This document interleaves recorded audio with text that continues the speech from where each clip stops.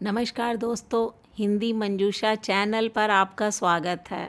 चलते हैं कहानी मंच की ओर। आज की छोटी सी कहानी जो बचपन से लेकर बुढ़ापे तक प्रेम के समर्पण की कहानी है, जिसमें बरसों से दर्द सालता रहा।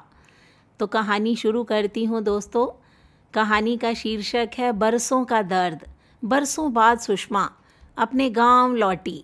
टूटी फूटी गलियों से गुजरते हुए सुषमा की आंखों में बचपन की शरारतें और जवानी की मीठी यादें तैरने लगी।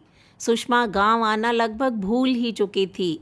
वजह भी कड़वी थी, क्योंकि उसके भाइयों ने सुषमा की शादी ज़बरदस्ती किसी उम्र दराज व्यक्ति से कर दी थी। बदले में उस भाइयों को अच्छी खासी रकम मिली। सुषमा ने कभी विरोध नहीं किया, बस हालात के साथ समझौता कर लिया। लेकिन आज बरसों बाद गांव में कदम रखा, दिल किसी और ही दिशा में खिंचने लगा। वही पुराना घर जहां उसका प्रेम बसता था। उसके कदम अनायास रवि के आंगन की ओर बढ़ गए। कोई है? हल्के से दरवाज़ा खटखटाया। दरवाज़ा चरमराता हुआ खुल गया। भीतर एक पुरानी खटिया पर दुबला पतला बूढ़ा लेट रहा था। देखते ही उसका दिल थम गया। हे भगवान, ये तो मेरा रवि है। वह चौंकते हुए बोली, पहचाना रवि? मैं हूँ, तुम्हारी सुषमा। रवि ने आंखें मलते हुए उसे देखा, जैसे विश्वास ही ना कर पा रहा हो। रवि ने जैसे ही सुषमा की ओर देखा, सुषमा मुस्कुराई। बरसों बाद मेरा मन तुम्हें देखे बिना मान नहीं रहा था। मैं सिर्फ तुम्हारी सुध लेने आई हूँ। रवि की आंखों में नमी तैर गई। होठ खामोश रहे। सुषमा उसके पास बैठ गई।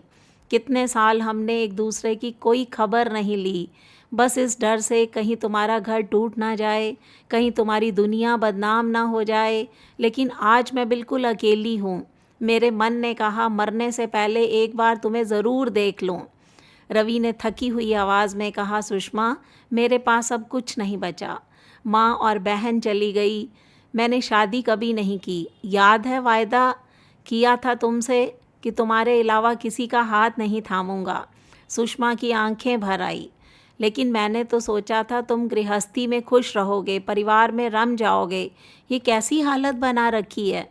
रवि हल्की मुस्कान के साथ उसका हाथ थाम लेता है। तेरे नाम की डोर बांध दी थी अपने जीवन से। तेरी इज्जत की खातिर कभी पास नहीं आया। मैंने सोचा तू खुश रहे, यही मेरी जीत होगी।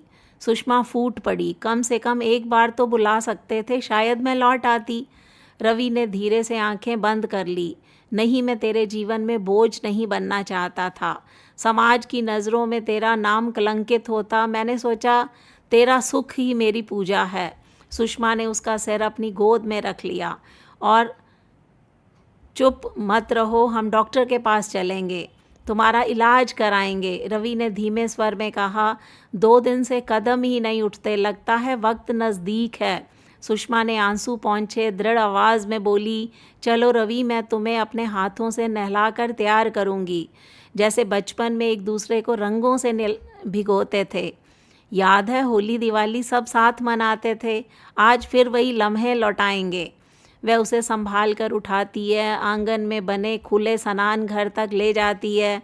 धीरे धीरे नहलाते हुए दोनों की बूढ़ी आंखों में जवानी के रंग झिलमिला उठते हैं।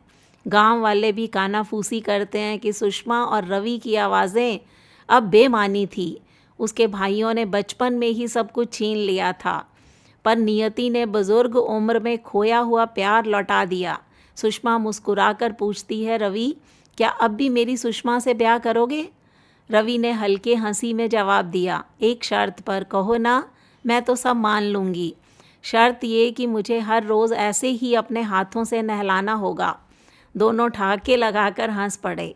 उनकी हंसी में बरसों का दर्द धुल गया और उनकी अधूरी मोहब्बत आखिरकार अपने मुकाम पर पहुंच गई। ये था सुषमा और रवि का बरसों का दर्द, जो कि बरसों के बाद उनका मिलन हुआ। उनकी अधूरी मोहब्बत कैसे अपने मुकाम तक पहुंच गई। ये थी एक छोटी सी कहानी दोस्तों, बरसों का दर्द। ये कहानी आपको कैसी लगी? इस पर अपनी प्रतिक्रिया दीजिए। हिंदी मंजूषा चैनल को सब्सक्राइब कीजिए। मिलते हैं अगली वीडियो में। तब तक के लिए बाय बाय।